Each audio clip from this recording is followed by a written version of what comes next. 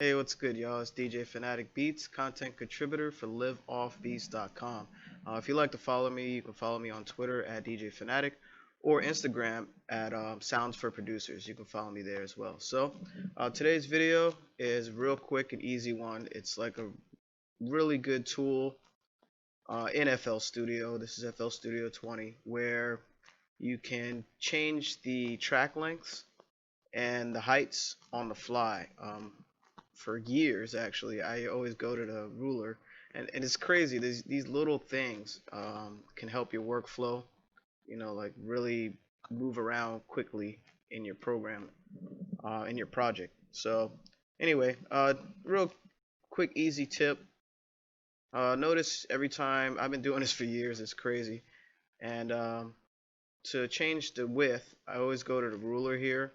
So that way, you want to zoom in, you want to fine tune some notes or whatever. This is a project that I did recently, actually. And if you want to shorten it, you always go to the ruler and use your scroll wheel on your mouse. Or up here, to change the height, just use your scroll wheel like that, and you can squish the patterns.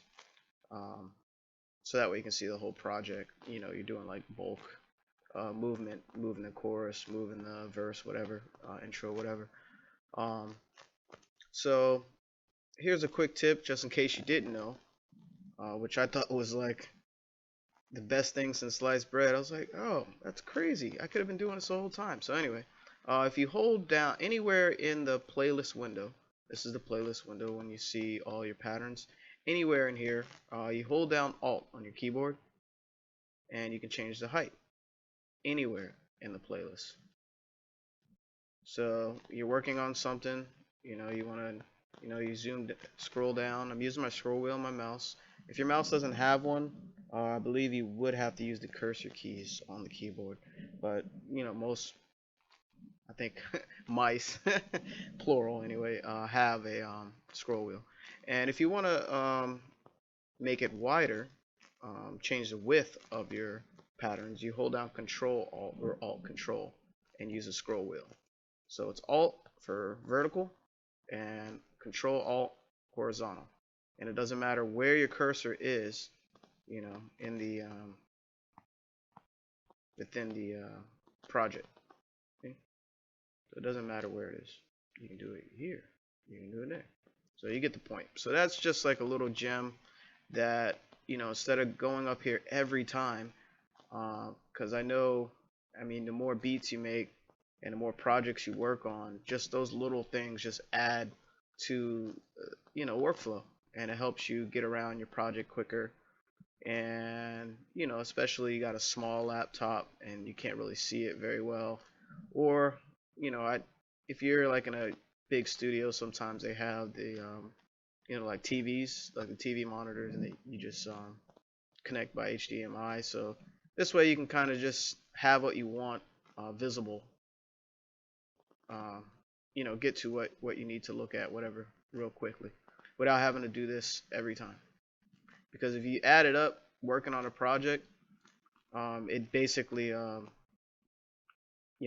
it's a time saver if you think about it. If you go up here every time, just to, it may be just a few seconds, but those seconds add up. Every second adds up when you're making music and you have deadlines. So, and the other thing I was going to show you, real quick, it's a little different.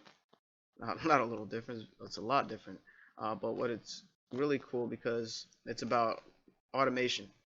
And I'm going to show you how to automate third-party plugins. And what you can do, as you know, well, some of you know, FL Studio, you can pretty much automate anything with their native plugins. So what I mean by that, let's choose this hi-hat. This is a Fruity Parametric EQ2, classic. And you can pretty much automate almost anything in here. Let's just automate this frequency band here. You right click and you see create automation clip. And what that does, I'll create that and I'll show you. That one frequency band I can move around based on the whatever parameters I set in here. So I would show you, but I don't want to confuse you. But as you can see with any FL Studio Fruity parametric, any Fruity native plugin, excuse me, anything from ImageLine that comes with the program, you can pretty much automate it really fast, just like that. So what do you do when you have something that's aftermarket, that like a plugin or a sound or whatever? I don't know. Let's choose. Yeah, let's choose expand. We can do that. What I want to show you here, we go to our playlist window. My bad. Let's open that back up.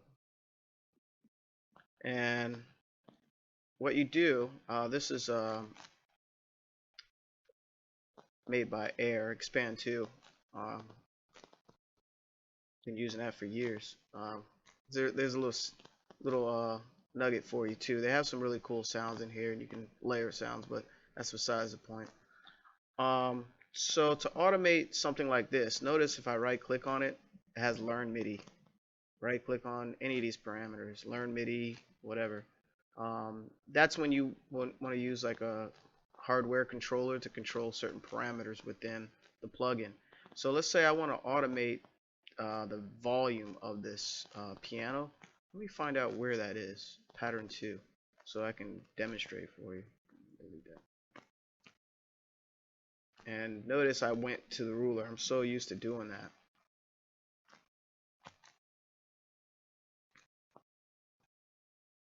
Okay, so here's the piano. It's like a airy piano.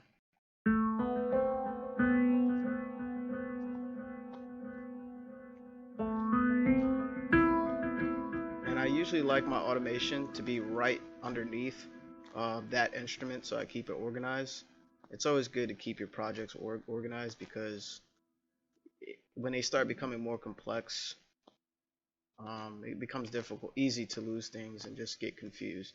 So let's insert one right there, and hopefully that automation would appear right there. We'll see. And notice it's activated when I created it, so that's cool. So to automate a third-party plugin, a parameter, you want to go to this little drop down right here, okay?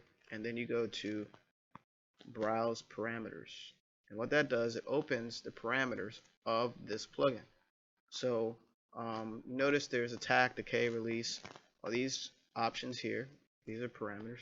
And the part A, edit, you know, it basically all the parameters you see visually appear here. And this works with any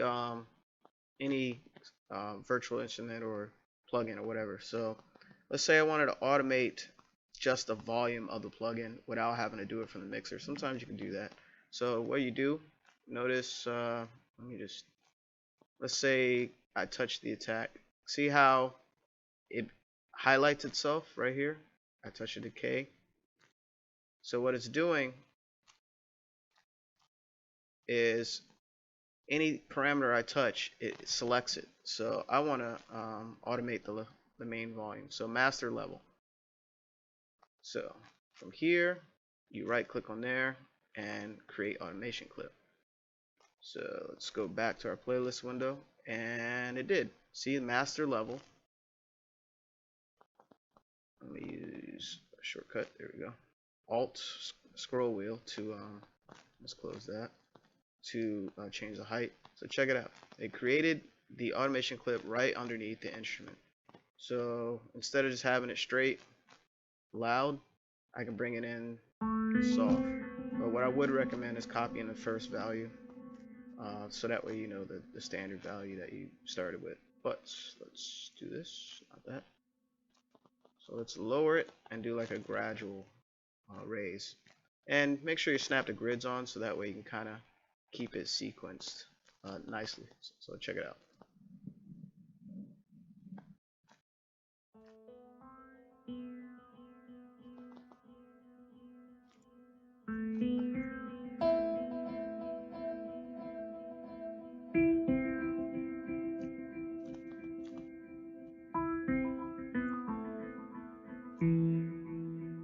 So you can do subtle things like that.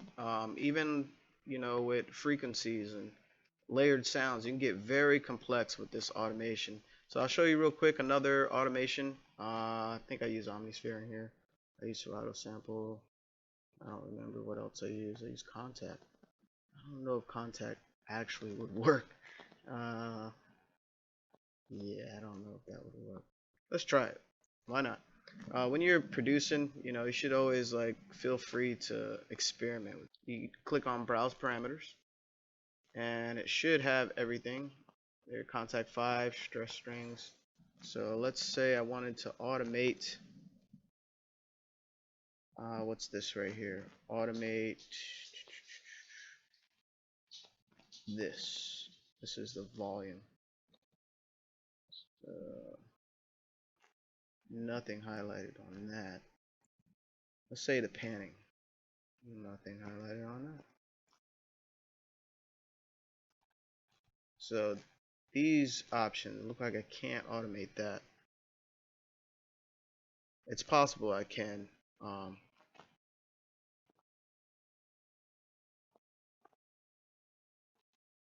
It looks like I can automate pretty much anything else. Let's try this drive. There we go. So it has to be, looks like it has to be on this display here. This I forgot what they call this,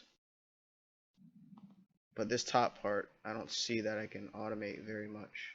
Notice how I select this and nothing is selected. So I can automate the high pass filter on and off. So that's cool. So anyway, it looks like you can do it. These are all the parameters. Remember, anything you click on within it, see how it's selecting it? Cool. So you can do it with pretty much any aftermarket, what do you call it? Virtual instrument. So anyway, here, let me play a little bit of the beat so that we can kind of hear what I did. Now let's delete that and check it out.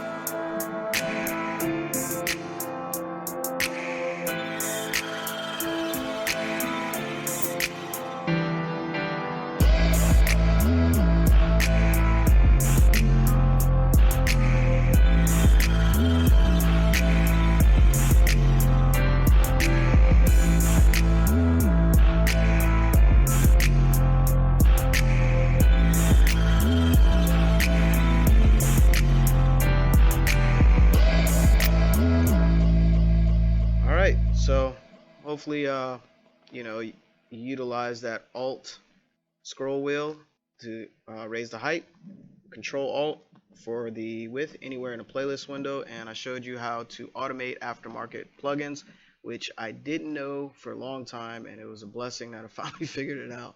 So again, it's been DJ Fanatic Beats, content contributor for Liveoffbeats.com. Again, if you'd like to follow me, you can follow me on Twitter at DJ Fanatic. That's PHANATIC, or Sounds for Producers on Instagram. So hopefully that helps your workflow, and hopefully you learned something new today. Keep making great music. Peace.